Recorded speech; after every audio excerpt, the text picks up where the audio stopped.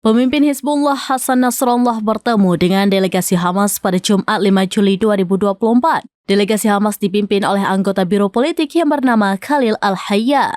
Kedua pemimpin ini bertemu untuk membahas proposal untuk mengakhiri agresi terhadap rakyat Palestina di Gaza.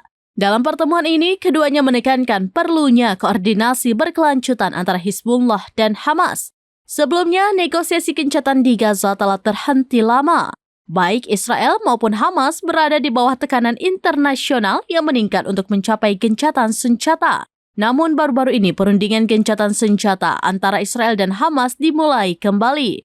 Pembicaraan proposal gencatan senjata mendapatkan momentum baru. Hamas mengatakan pihaknya kembali berkomunikasi dengan pejabat dari Qatar, Mesir, dan Turki dengan tujuan mencapai kesepakatan.